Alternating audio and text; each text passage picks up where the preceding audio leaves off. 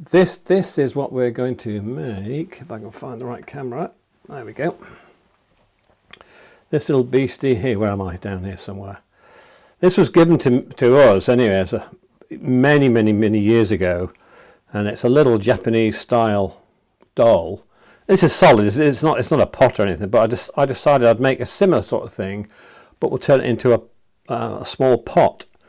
Now the problem with my prototype was, of course, if I take out a lot of the material from here, I've got a lot of weight on the top, and that makes the pot very unsteady. So what I have to do is, as I showed you in the demonstration, is I won't cut too deep in here, so there is a bit of weight at the bottom of the pot here. So that's what's given me the inspiration, and this is one I made earlier. Okay, and this one is actually a pot. So it's got about, I don't know, 2.5 inch hole in the base there, and little pot there. So I thought that'd be quite cute. My carving's not very good because these are supposed to have, well, this one here has got carvings of some sort of maple leaf, I suppose. I have started with 3 lumps of wood: the body, the head and the hair. So it's done in 3 parts. You could do the head and the body all in one lump, and I did try that. I didn't get on with it very well, so I settled for 3 separate ones. So this is all ash. It's all, I suppose, nearly 3 inches, 75 mil. And this piece is 130, although I only need 90 for the body, and that's because I'm going to reverse chuck the hair onto this part. So I'll make the hair, then I'll reverse chuck it onto here if I can. But this will make the body. It's quite a lot of material to lose because I only want it 60 diameter, and that's 75 diameter. So I just couldn't find any wood the right sizes, because I'm trying to keep the sizes to the original. You could downsize this to any, scale it down to however you wanted, whatever material you've got. That's the body. Second bit will be the head, and again I'm going to put a tenon on here, and the head is, although it's only 33 tall, I'm leaving 7mm ish for a tenon to go into the lid of the pot. But that's 60 tall at the moment. And then the hair, this is more critical because I need 70 diameter. I think this is about 75, this 3 inches, so this piece is all right. I did have a piece which I practiced with, and it was slightly less than 70, which meant the head looked a little bit squished. So I binned that one, firewood I suppose. So anyway, that's what I tend to do. And to save a little bit of time, I have already rounded all my timber. So this will make the body. This is actually cherry. This is a piece of cherry I had around the place. So I'm going to use cherry for the head and the body, and a piece of ash for the hair. Because we're going to colour this, you could well easily use Sycamore or something really cheap. But I did quite like the grain in both the cherry and the ash when I'm using spirit stains to colour it with. Plus I'm using some Winsor and Dewey Winsor, whatever it is, inks, acrylic inks, just to darken the colour a bit. So we'll get around to that in just a sec. I will be doing lots of sanding tonight. I have got my extractor set up this time, although it is still quite close, so we'll see what sort of noise it makes once we get going. So please ask questions as we go along. Hopefully you can still hear me with this on. Yeah, so this fits my record chuck, which is about 47 internal diameter. So that's what I'm going to do.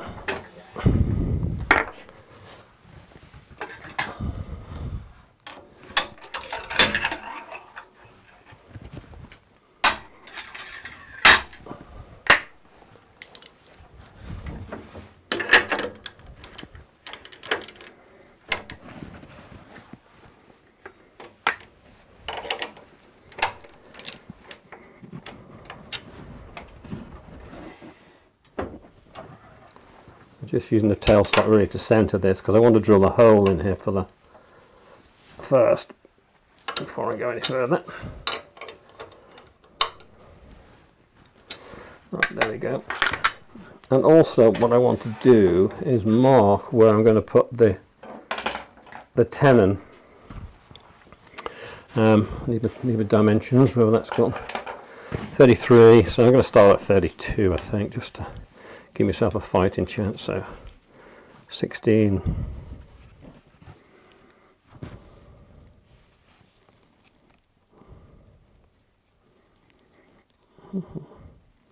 Yeah, about 16 mil.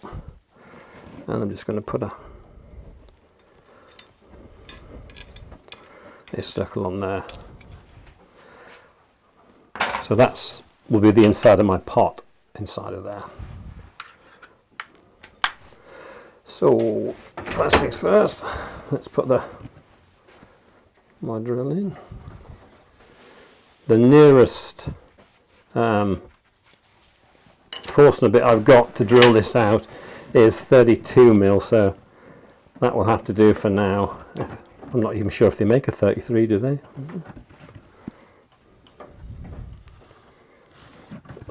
Right, we'll start about that, and I'm going to go in about 45 millimeters or so. Speed's down, well, around about 700-ish, 800-ish. You normally find written on the packet that these come in what sort of speeds is good for that individual Forstner bit. This is about 700 to 900, so nice one to cherry. I'm sort of burning my way in, of course.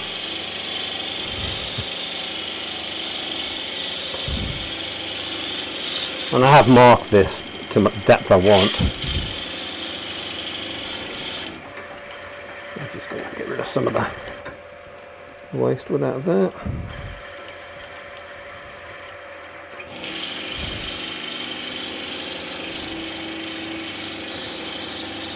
And there we go, that's the depth I want.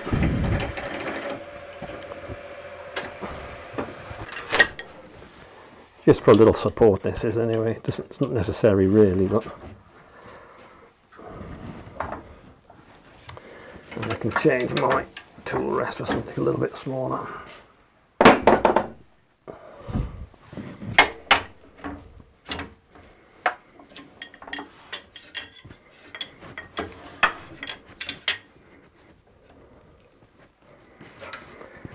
It helps if you have something to refer to, so this is the part I'm making now, so I sort of keep that nearby so I can see what sort of shape I'm trying to get. You won't be able to see it, but I can see it if it doesn't fall off. And simplicity itself, I'm just going to use the roughing gouge to start this off. There is a slightly steeper curve this way and a very shallow curve from about 1/3 of the way up, sorry, 2/3 of the way up to the top, give or take. So it very gradually goes narrow to just shy of the pencil mark I already put on there, and it's a little bit steeper and rounder at the base here. So I have a bit more speed now. My layer's running about 2,500 at the moment. I'll start at this end and gradually work my way back to the pencil line, and I'll get a very shallow sort of taper to start off with.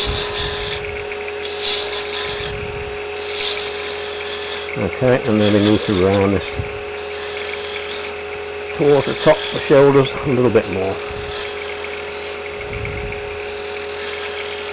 Okay, so we can go to a spindle gouge. Just to round that over a bit more. Is that showing all right on the cameras? Yeah. And I'm leaving about 2 mil flat on the very top of the shoulders here. And at this end, I'm just going to partially part off the bottom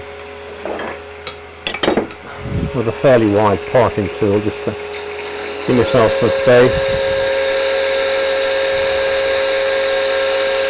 Bear in mind later on I would be using this as a reverse chuck, but this is a little bit small, this piece, so I'm going to do without it. And then this bit here just gets a nice gentle bead on the end.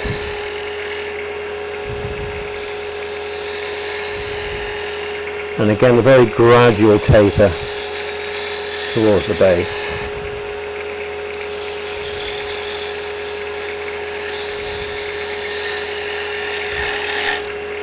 Something like that. Clean out a little bit.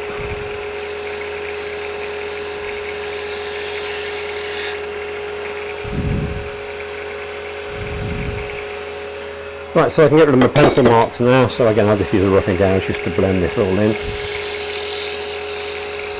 There we go. And if I can find it somewhere, I've got a scraper, which I've, unlike me, I've put it away. There we go. These need to be presented pretty much on centre as a scraper. They don't like it when you... Well, this is a negative rake scraper. They're very forgiving. But it does work well if it's presented on centre. So again, we'll just clear up all those lines, those directions.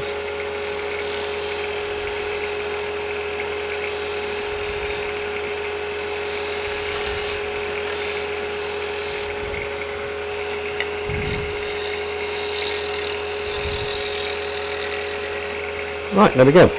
So that's the body more or less complete. We'll cut it off in a minute. We're going to get rid of the live centre now.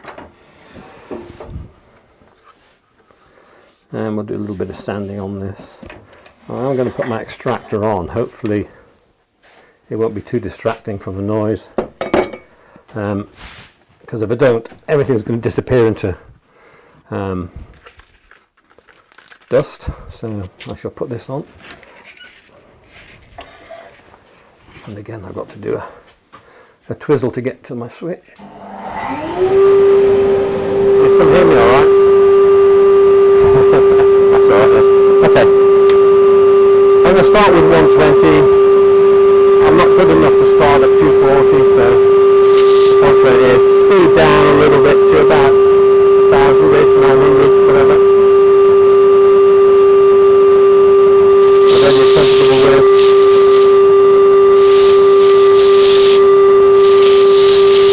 Because we're using spirit stains, you do really need to get rid of all the tool marks, because they will, the effort of getting as many of the tool marks out as we can, it will help your final product. I need to move that switch closer to my machine, I think.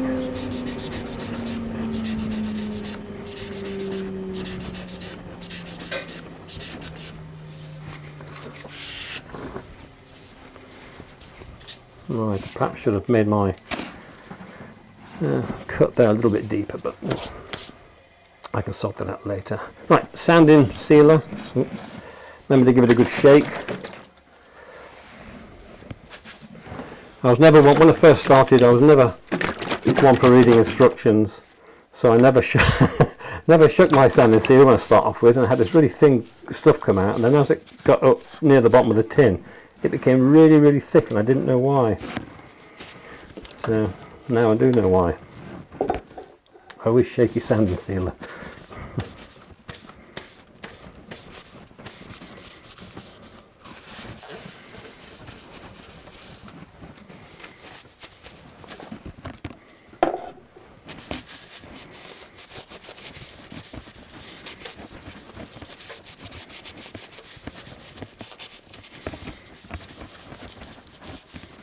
I'm putting sanding sealer on, even though I'm going to finish this with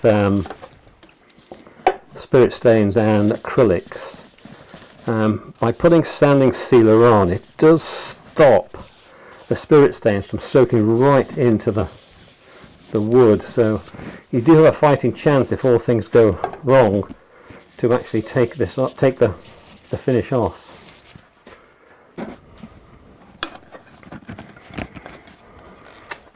So the ones I've been doing up till now have been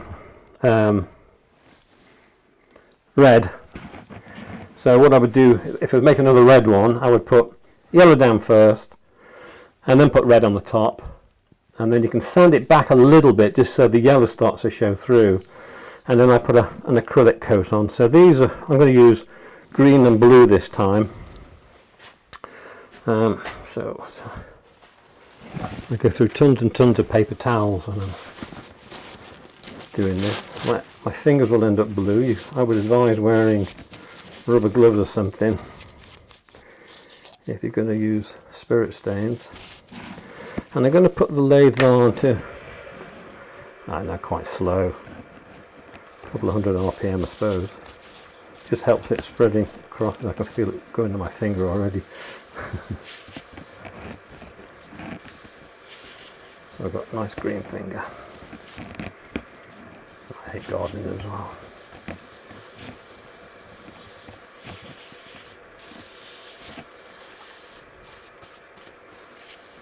It's up to you whether you do the inside or not.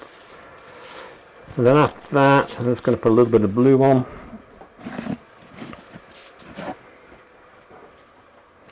I'll find a tissue that is.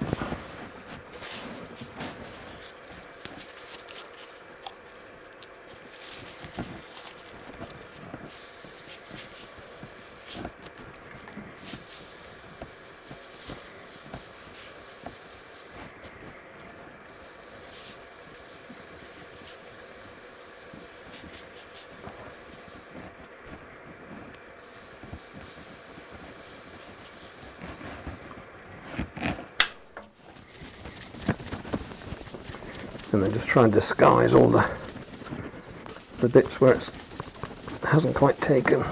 Ash, of course, will take. It's quite dark in the harder wood and quite light in the. Yeah.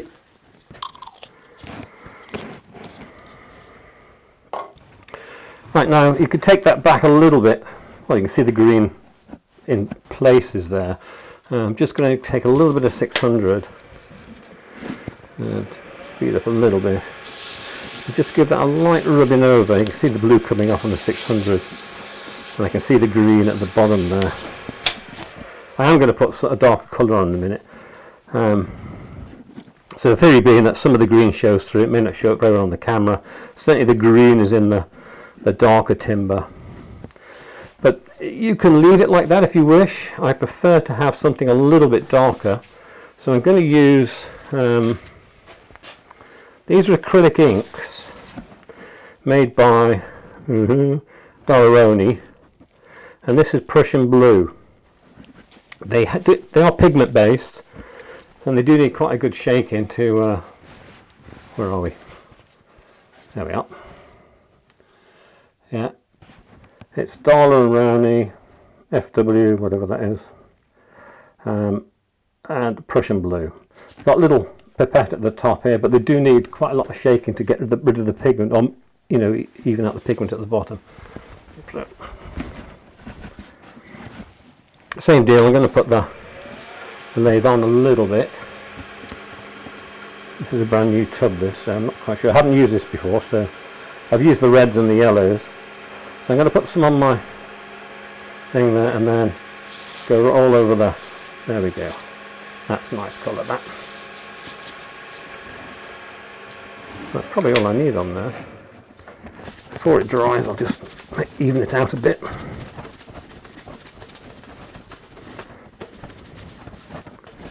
That's lovely, that. That's even still showing the grain through. I don't know if you can see that at all on the cameras. But the grain is showing through. I haven't bothered putting anything on the inside. It's up to yourselves whether you do that or not.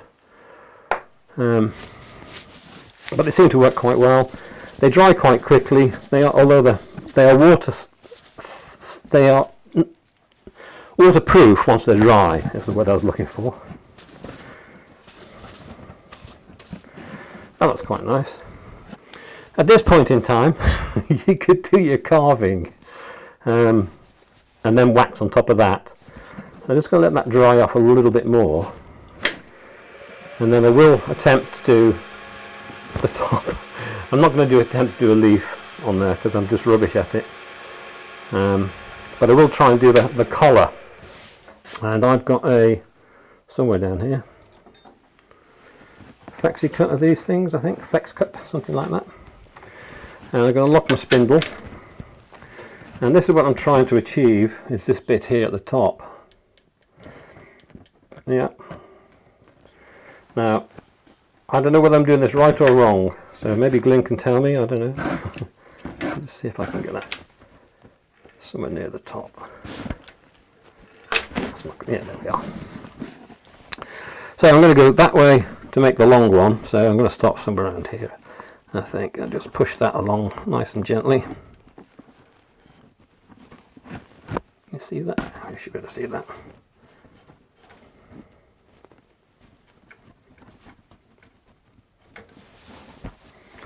I have no idea how sharp, well, if this is sharp or not, but it seems to be cutting all right. I did give it a good going on the strop. And then I need one up the other way from near the bottom there.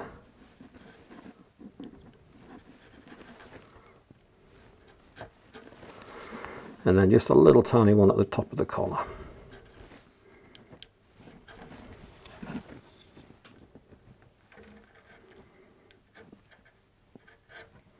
I've got 10 out of 10 for effort, but technique I have no idea. Right, so that's as much as I'm going to do with that. I'm now going to put a bit of wood wax on it. You can use whatever finish you want. I'm using wood wax, and that's quick. If it's going to be handled a lot, which these probably are, then I would suggest you use a melamine wax, which is far more durable than wood wax is. Some of the paint will come off,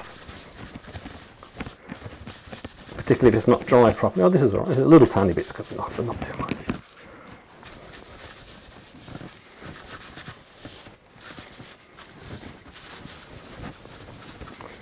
And again, just give that a couple of seconds to let the volatiles disappear.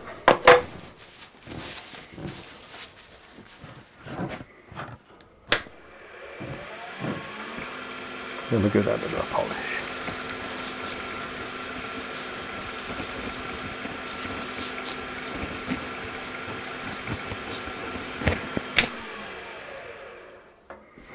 And there we go. So there's the body. Just need to cut that off. I think I should have perhaps gone round a little bit more at the base, because you might end up seeing the bottom of this. This is a, I don't know, 2.5mm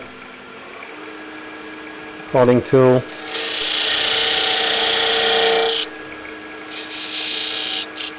So I'm going in twice, just to give myself a little bit of room, and I'm going at a slight angle so this stands, you know, it's a very slightly concave base.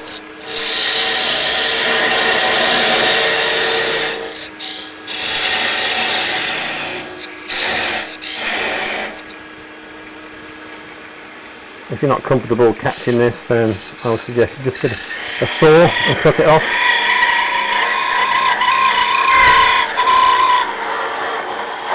There we go. And then you'll just need to get rid of the nub that's on the bottom, which I've lost my thing, so I'll use this as a wrong tool for the job here. So there we are, there's the body. Where are we? Down here somewhere. Yeah, there's the body sort of sorted out. I don't know if that camera there will show it better, any better. Yeah. So that's green and royal blue, spirit stains, and then the acrylic ink put on afterwards, and then just waxed. Again, I would use probably a stronger wax. This bit of wood in the tailstock, I would prefer to leave a little bit longer on here, so when we come to reverse mount the hair, then you've got a little bit more to bite on. I've got some other blocks of wood which I've used earlier today, which will do for me. So next thing to do is, like any pot, you now want to make the lid fit the base, or the base fit the lid, sorry. So I'm going to make the lid next, and then fit it to that.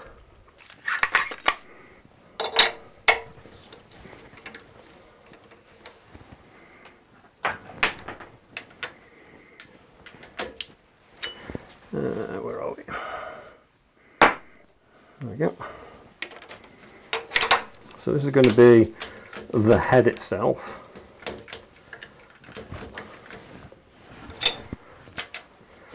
So this will be the bit that's going to go into the base.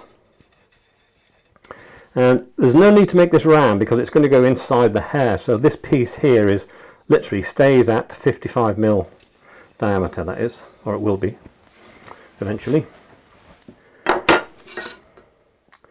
And its length will be, I need 35 for the head and then about 7 for the tenon. So 35 and 7. So we'll part off above that point there.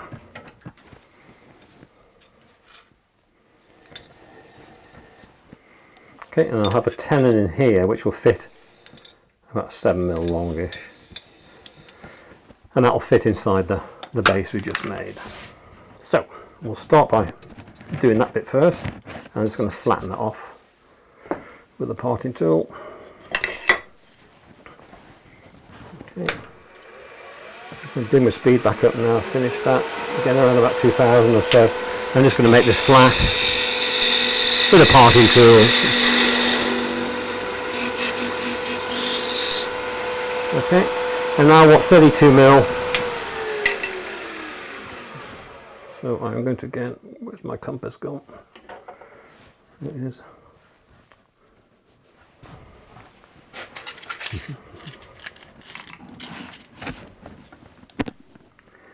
So I'm going to set that to about just shy of, or just above 16, I think.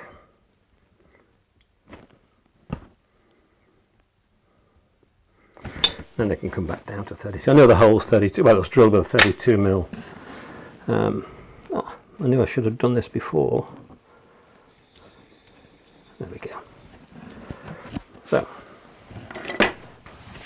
again with a parting tool, I'm just going to take that down to about 32mm.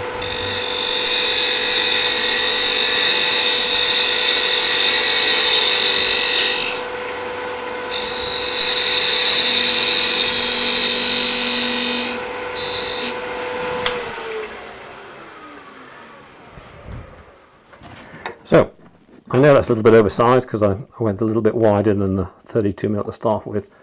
There's nothing worse than doing finding it's too small. So, I've already done that with one of these. So I'm putting a very, very slight taper in this, not hardly noticeable to be honest. And it's a case of creeping up. Where are we? A couple of mil to go, yeah.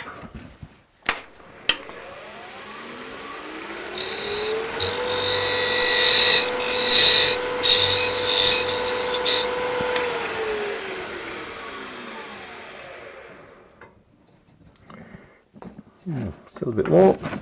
I don't mind if it's a little bit on the push fit. I don't want it loose, but the head keeps falling off.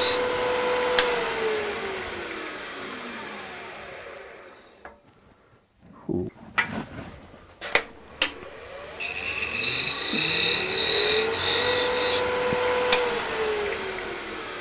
I think I put a bigger taper on it than I thought I had. There we go. We're just about there now. Okay, so it's a good push fit at the moment. We can sand away the spigot later on if need be. So that's what's going to form the lid to my box. So all I need to do now is just make this a bead here on the end. Go back to a nice small spindle gouge, and again I'm just going to take it round there.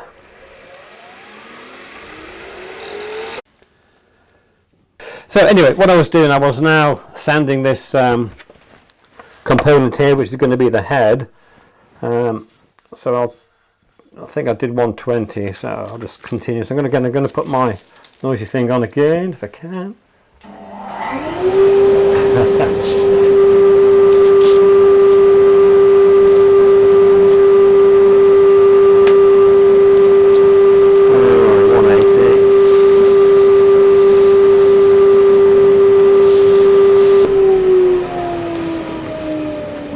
Right, a little bit of sanding sealer, and this time I'm only going to use spirit stain on this just to give it a very light yellow tinge to it.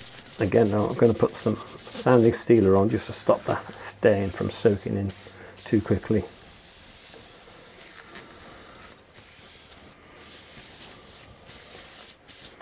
So you're only going to be able to see a very, very small proportion of this face anyway.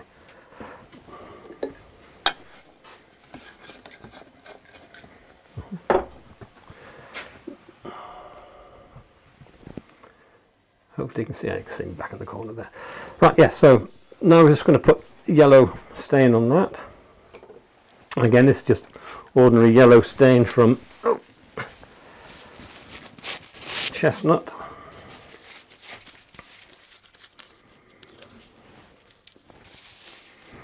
And put it on fairly slow again.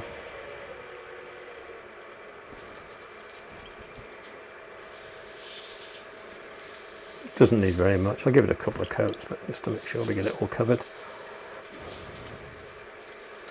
The hair I'll do similar to this, but I'll actually put on some of that acrylic inks as well. And that looks all fairly even, which is good.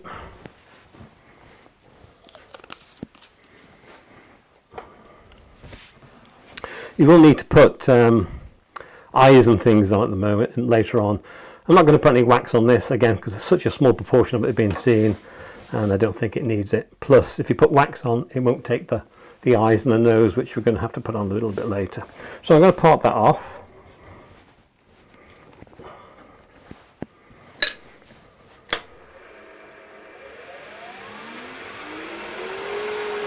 Okay, around 2,500 or so.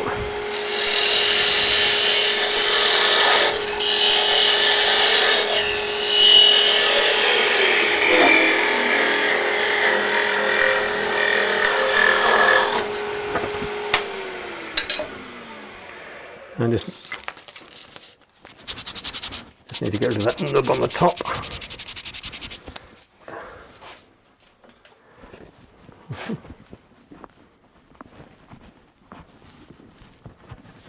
Right, so that then takes us on to the last bit, which is the hair.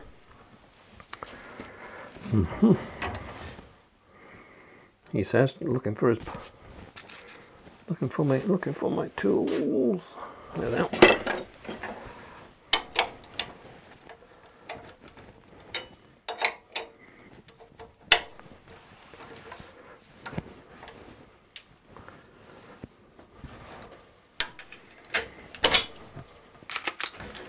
I'm just going to put this on a stab center just to get it, just to put a choking point on there.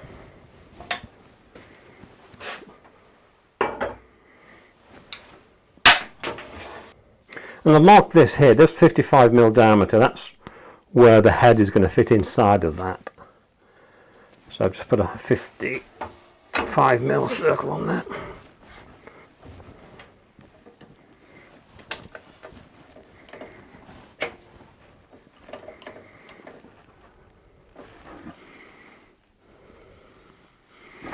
There we go.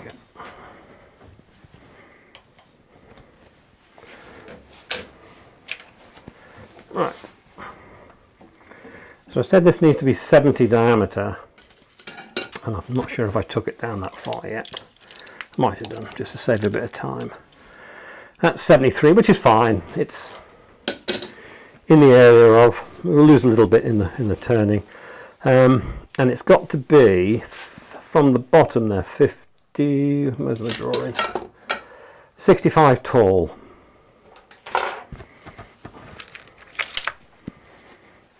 It's not quite flat that, but 65 tall is there.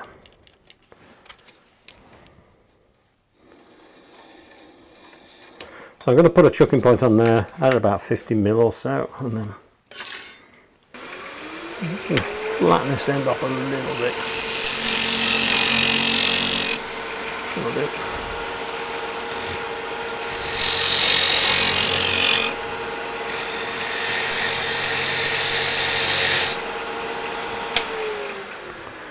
So 50, or just shy of 50mm is what I'm looking for that, for the spigot. So I'll use my calipers. They should be around about the right size already, which they are. Yep.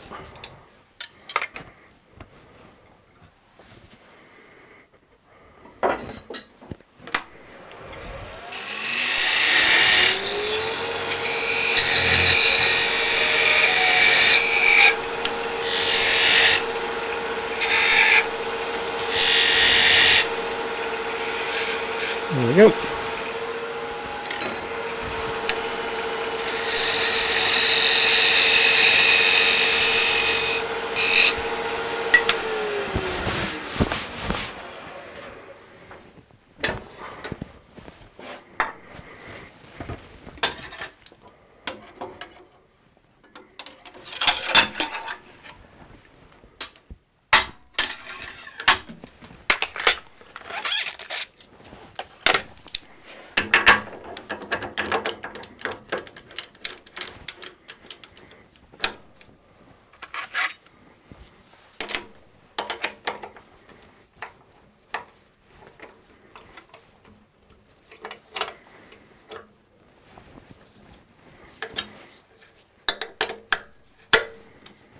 Right, so that's nice and tight on there. This is going to be the hair that we're going to use on there. Let me just go to that live centre out there before I poke my elbow in it. Again, I've got to drill. My biggest Forstner bit, I think, is 45, so I'm going to use that to drill into the top there. Now, the depth is quite critical, because what you want is, if I get the model here, what you want is the hair actually overhangs here. Use a pencil. Here by 10mm down below the head height. So whatever height you've made your head, your hole wants to be that plus 10mm. Okay.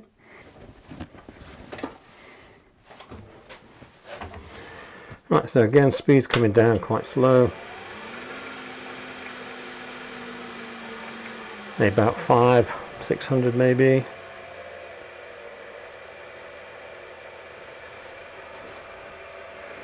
And away we go.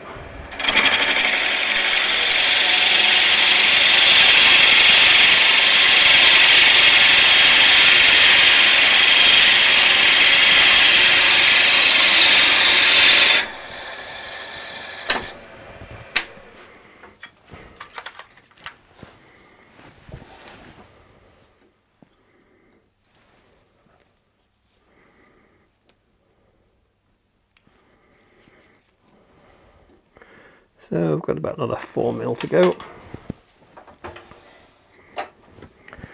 And I can see that on my quill here. I've got, once I get to the bottom there, so if I go 4mm from that,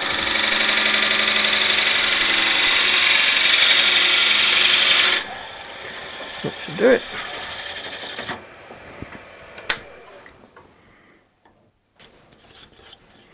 So now I've got to do is take that out to my 55 diameter, and I'm going to use a Simon Hope hollowing tool, which is works quite quickly. Again, like many of these tools, you have got to have them on centre when you cut him. There we go. And this will just take out that wall. More speed will do. I don't think you can see that alright, can you?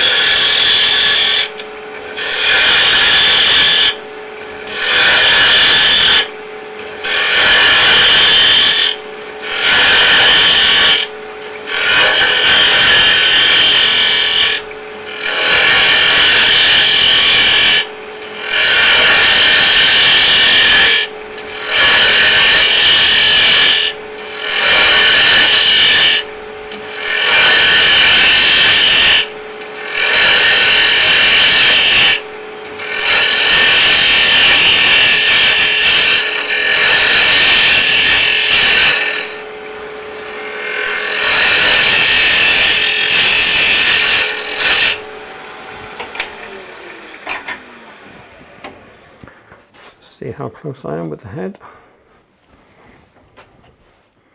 A little bit more, yeah.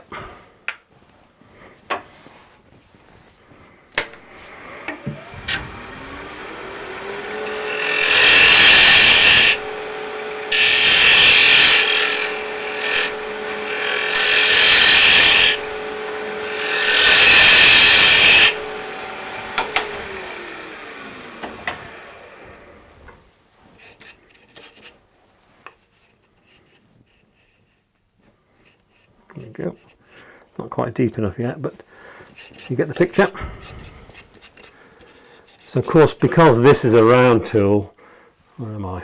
There we go, round tool. I've got a round bottom which doesn't fit. So in hindsight, I suppose I could have just turned that over as well to give me a little bit of fighting chance to get in. Because none of this is seen anyway. It's all inside the top of the head.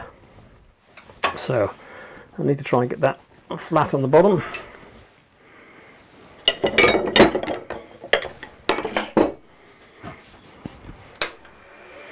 This is a box sort of tool. It's still got a round bit at the bottom here, but it should at least give me a fighting chance. Again, this needs to be below centre this time.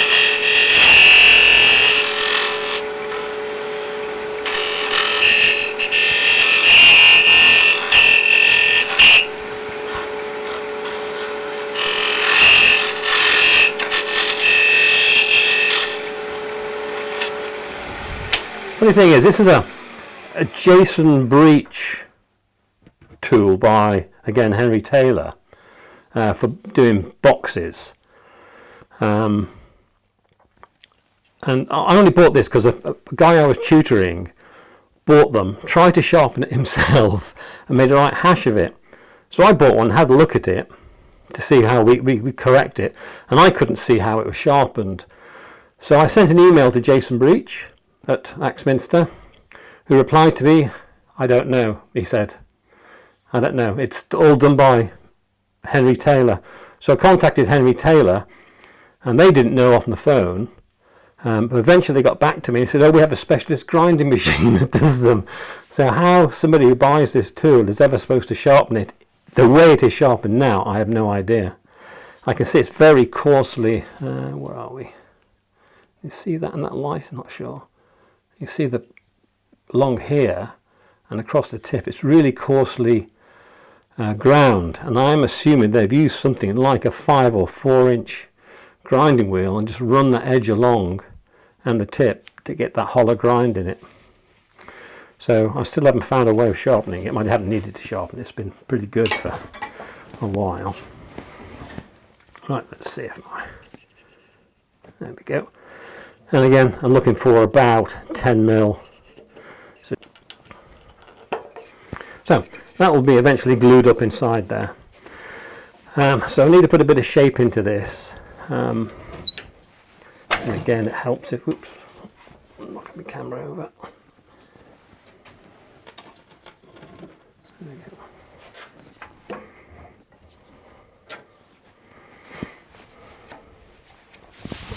And I'm going to reverse chuck it to put the crown of the head on it, so I'll part it off there in a minute, but just at the bottom here I just need to put a little bit of a slight curve on it, and I'll refine it once we've got it reverse chucked. Okay, not quite round.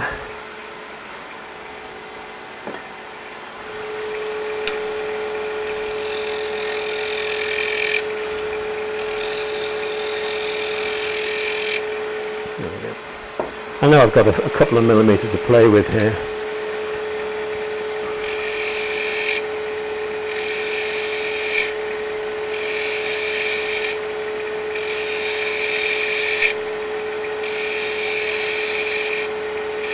I don't want to take too much off at this stage, because when I reverse chuck it, the end here will be quite weak, so I'm going to leave it there at about 4 or 5 mil. And then I know that I am going to make this the top. So this will be the crown of the head.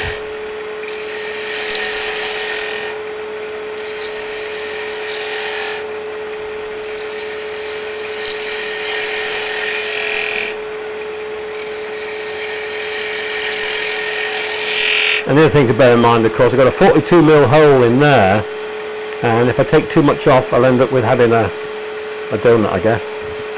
So you want to try and avoid that. And that's just about there is where the hole is. So I've got about 6mm thickness there. Anyway, I'm happy to part that off there now. And then reverse chuck it if we can.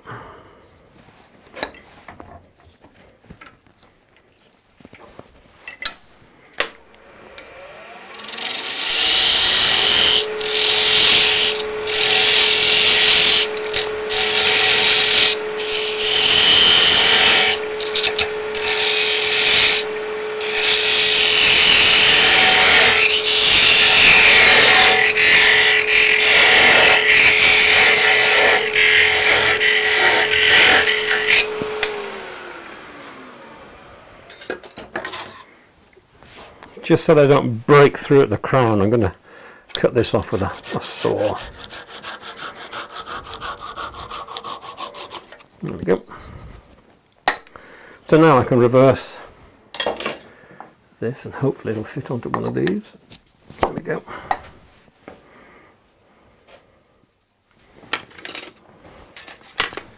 Well, still there, that's good news. At least the PC's charging up a bit now.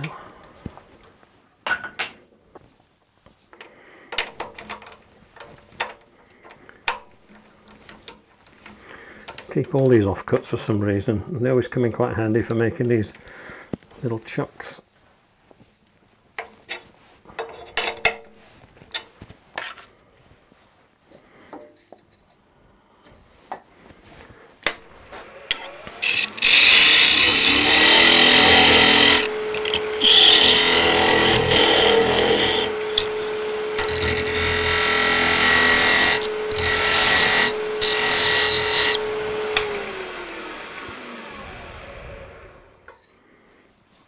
Go.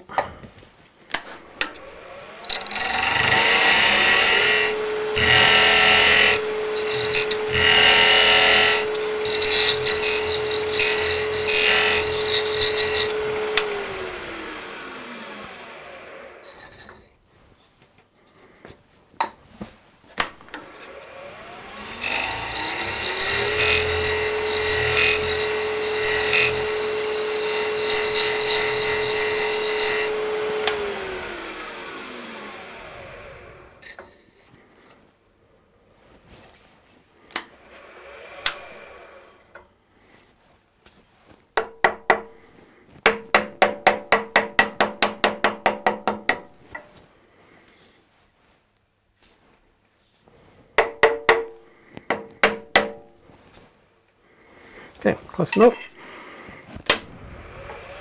So I'm going to make the top of the head round.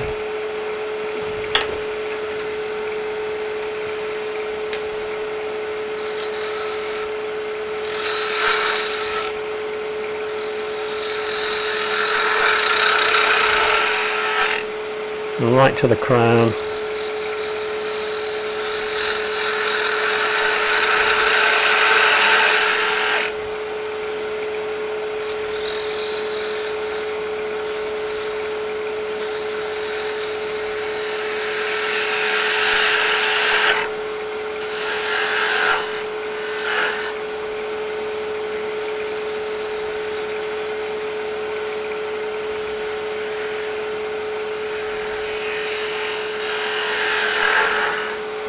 There's a little bit more down here now. I can afford to reduce the diameter near the bottom of the hairline to about 2mm or so.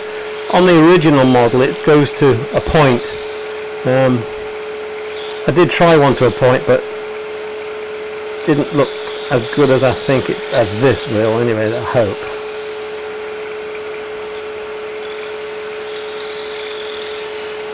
And it just sort of curls under a little bit at the very bottom here.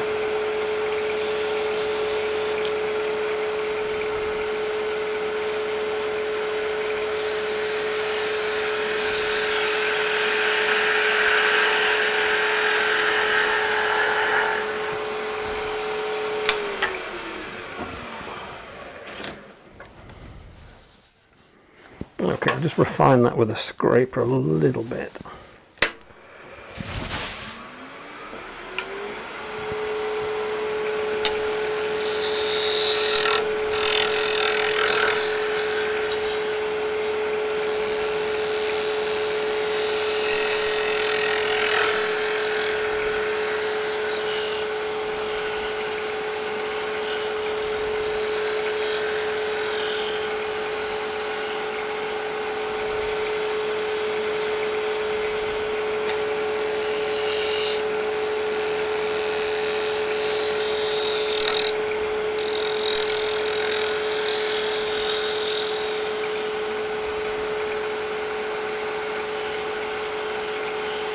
Right, that'll do it.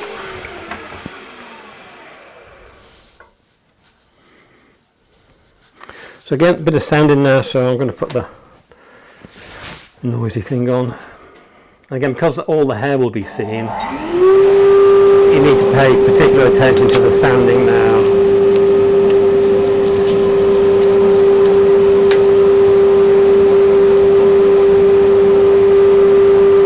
Okay, speeds down to around about 1000-ish, 120 grip.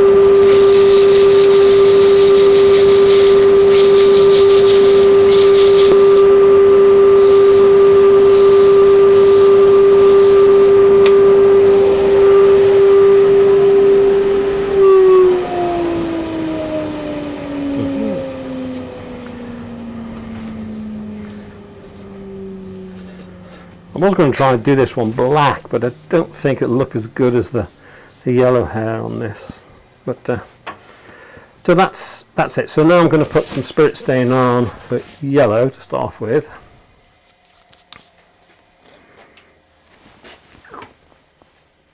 Again, I'll do it while it's rotating.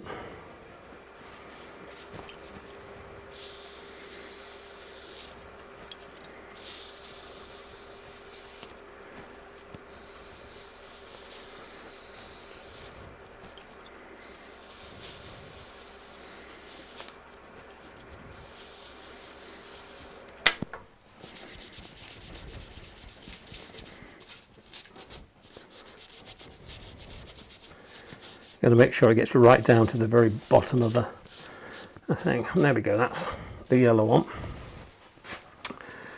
I'm now going to go and try and find, I thought I got my yellow out, but I haven't. Where's my top gone?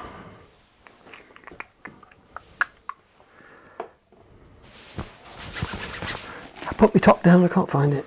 Oh, there. Right, yellow.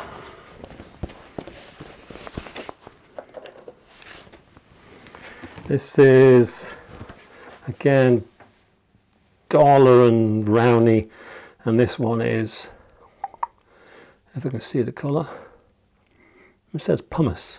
That can't be right, surely. It's yellow anyway, very yellow.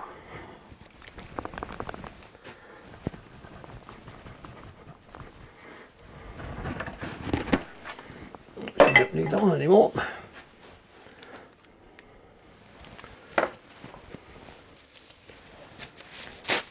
So, piece of paper. Again, I'm going to turn it on quite slow.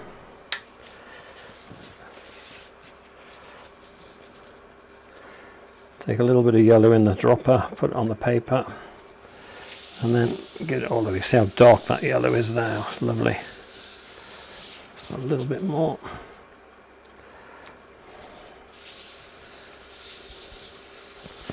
And again, before it dries, just need to go with the grain to make sure you've covered up all the tool marks and got it right to the very bottom. And the very top, of course. Right, so there we go. That's the yellow done.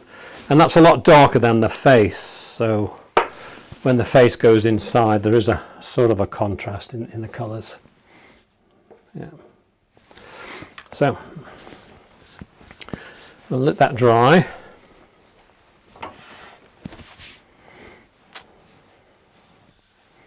Takes a couple of minutes, and then I'm going to put some wax on it.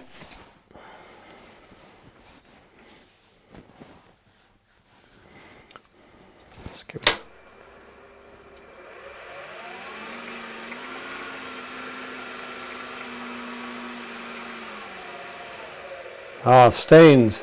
The stains, the spirit stains I'm using, or spirit stains, that somebody just has a question there. These stains are chestnut spirit stains. These are sample packs. Yeah. The other ones, the Dollar and Rowney, they are, oh, it's yellow ochre, this, it just said the colour on it. These are water fast once they're dry. They don't wash off very quick off my fingers, so, but it doesn't actually say what the acrylic, just says acrylic inks. but just say water, what they are watertight or water repelling or whatever the word is for when they're doing. And that feels pretty dry, so I'm just going to quickly go over that with some 600 just to take off the rough bits. There we go. And then I'll put some wax on it.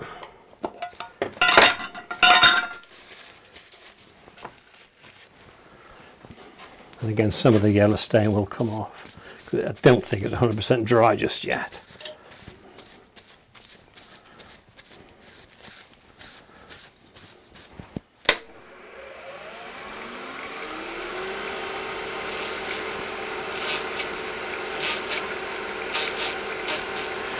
Right. Next thing I'm going to do is, oops, keep bashing my cameras in there. Next thing I'm going to, sorry?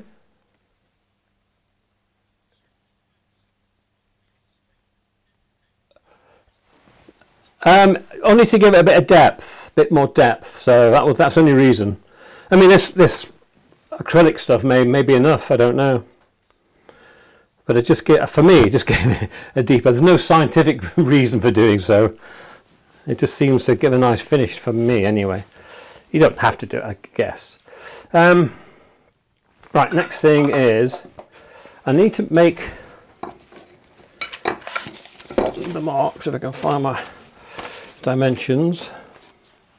And be flexible, sort of flexible ruler. Now the height of the cutaway for the front of the face, which you can see here, is 28 mils. Okay, so that's the first cut first mark I'm going to put on here, 28 mil. I'll actually find a nice place somewhere around there, and I'm going to lock my, there it is. So 28 mil.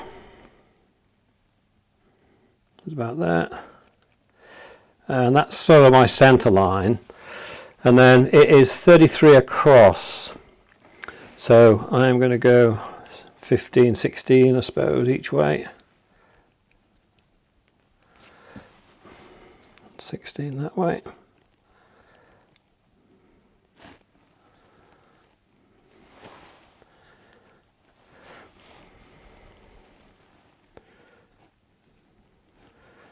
And then I'm going to make a little opening for the face in here.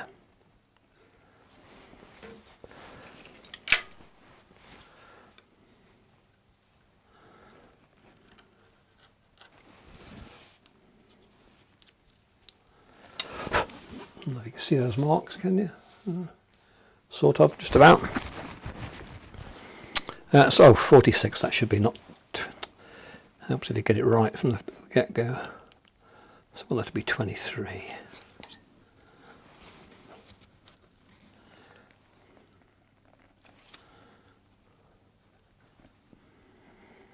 Now cutting this out, I've tried using a Dremel without much success. Just seems to burn it in, or perhaps I haven't got the right sort of bits for my Dremel.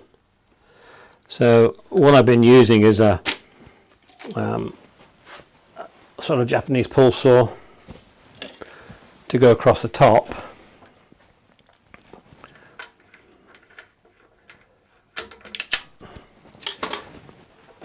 Ooh, this is tight now. It's not going to come off there. So this first cut goes straight in. I'm only going to take it to the extremes of my pencil marks there. I'm trying to keep it at 90 degrees.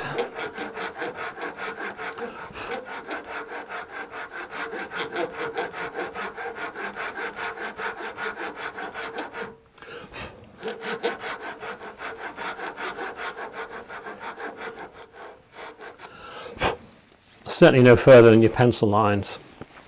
Now the next cuts, I'm going to try and get this off here if I can. There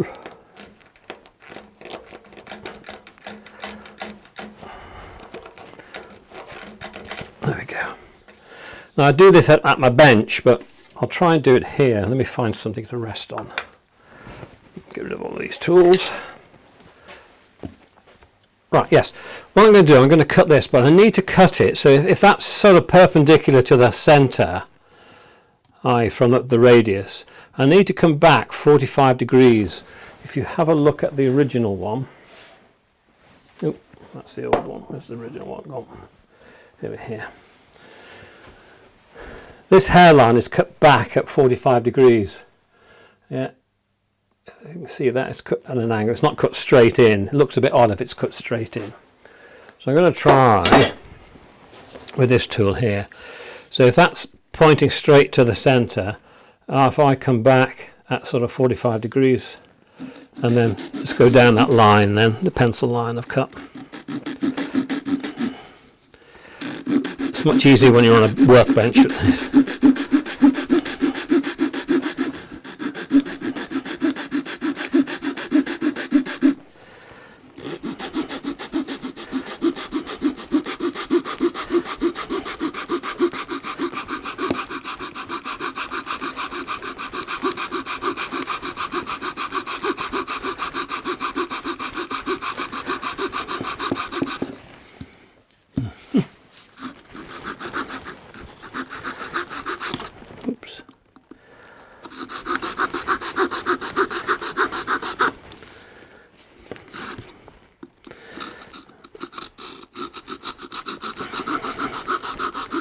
And then the same on this side.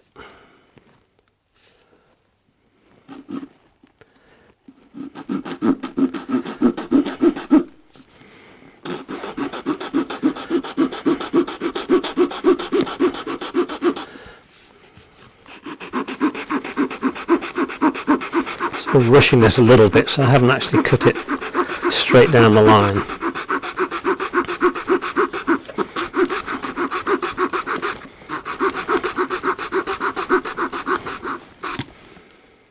A little bit more, a touch more.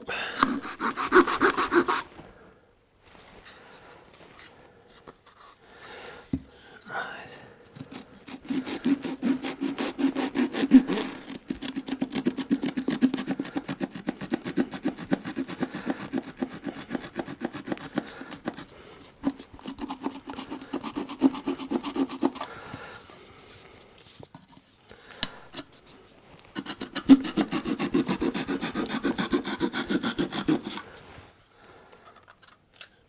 Right, and that's what you're left with then.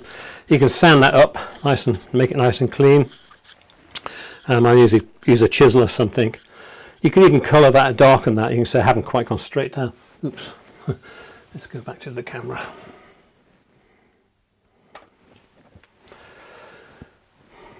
Yeah, I haven't gone straight there. But anyway, a little bit of sanding on there, a little bit finishing that off, and then the head will go into there, and then you just find a piece of grain that looks fairly good for a face, something like that, and you can see the hairline is coming down between 8 and 10 millimeters, and that should fit on the body then, like so. Oh, there we go. Yeah, so we need to draw some little eyes and things in here. I'm just using a Sharpie for now. I would go back and use the acrylic inks or something. The nose is just a straight little, where are we? There we are. Just a little tiny thing there with a dot for the mouth, and the eyes just slightly above the nose. And you can see already it's starting to look, just by doing that. It's quite simple. And the very last thing is to make a bow, which I will get this off here.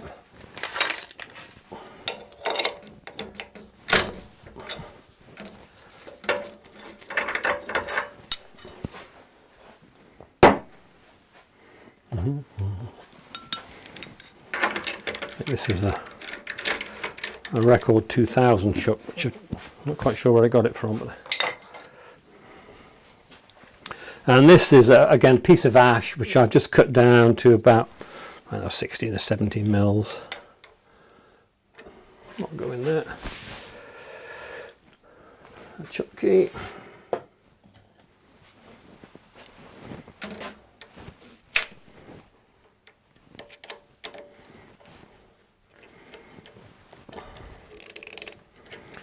There we go.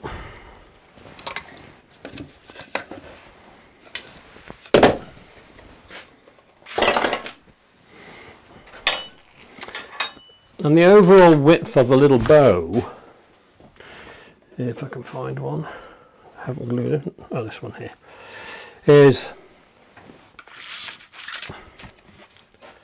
it is about 33 millimeters. The center bit there is 12 millimeter diameter, and the actual tips of the bows are 15 millimeter diameter, cut down to just 1 millimeter below that central bit there. And then you've got to drill a hole. I'm using these are kebab skewers, these that little bit there's a kebab skewer, which just happened to be 3.5 mil, and I also drill a hole in the top of the head to 3.5 mil. So I'll quickly make a little bow if we can.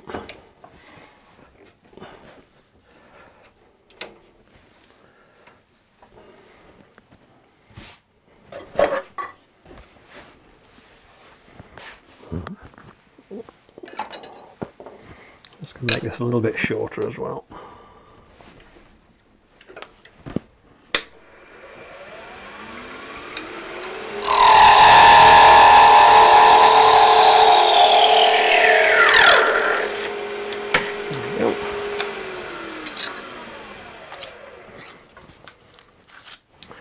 So it's at about 33 mil, 32 mil call it. So my bow will be that length, center at 16, which is where you'll put the center of the bow, of course. And that's just going to go down to 12 mil. I use a parting tool. I'm not sure how wide that is. Probably 8 mil-ish. 6 mil. And I'm just going to take it down to about 12 millimeters.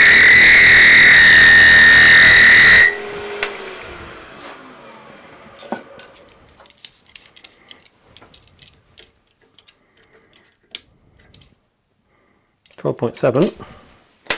That's a good guess, right? So then about 12 millimeters, and now I can come in from both sides. Then also just make a little bit mark here where I'm going to.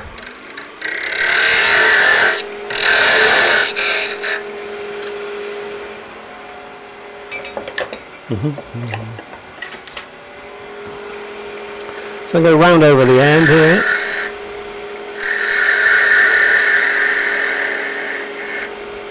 And then chamfer it down to meet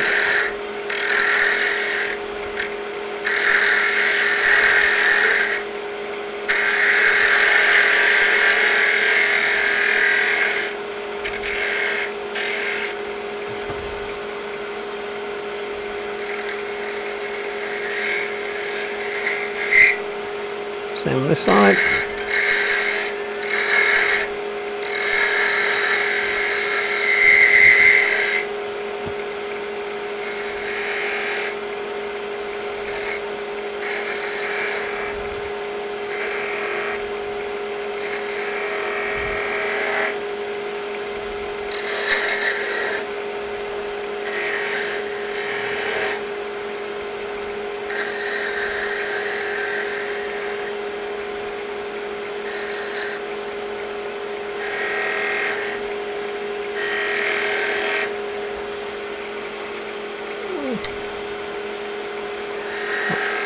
Quite symmetrical, but that's close enough. Again, a little bit of sanding on this.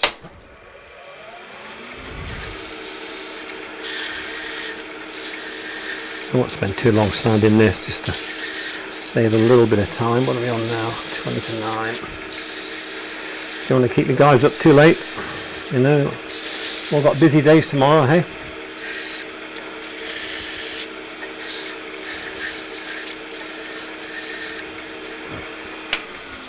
And I think because the tunic was blue, I'll stain this blue as well. So I'll get the royal blue out.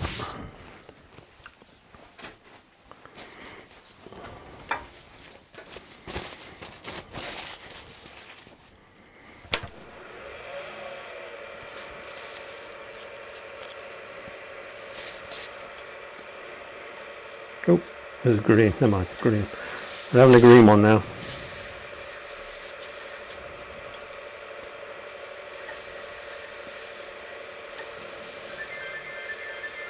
That's my phone, because the wife brought the phone out because Glyn phoned me. Getting messages now.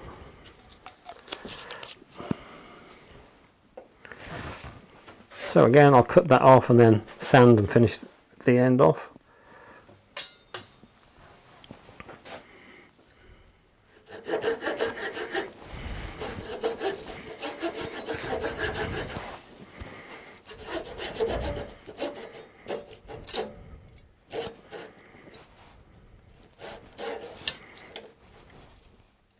It's a rubbish saw, that one. I love these Japanese pull saws, they are so sharp.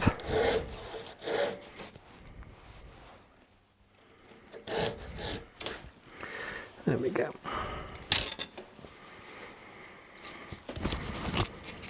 So we'll just sand that end off to match the other end.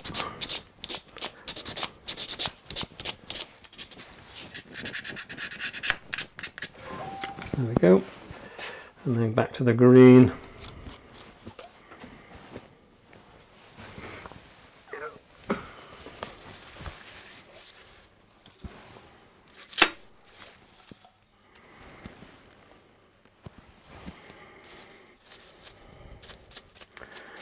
There we go. So there's a little bow made. Just need to drill a hole now for the pin to hold it in place. Again, I think this is a 3 or 3.5 mil. I can't remember exactly what it is.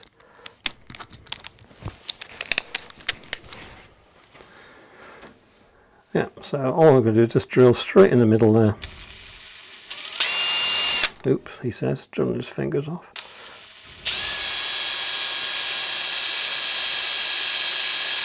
And just deep enough to super glue in the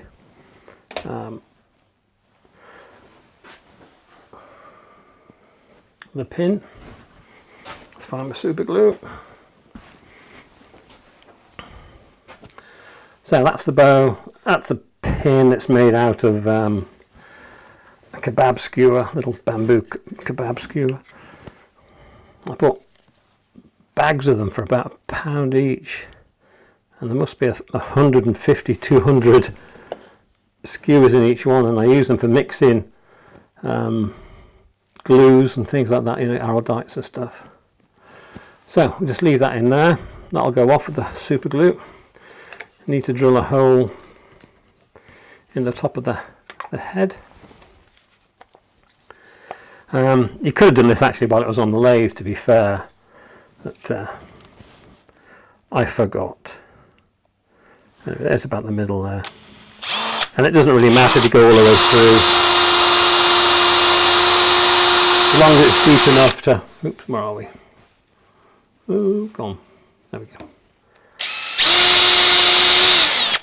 There we go. And a little bit of super glue on the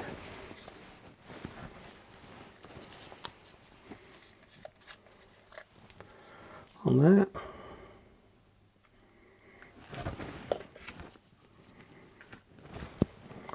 And then that can sit in the top there. Where are we? There we go. Like so. Yeah, and there's the finished box. Oops, he says. That was a nice snug fit before, and it's loosened off a little bit in this. There we go.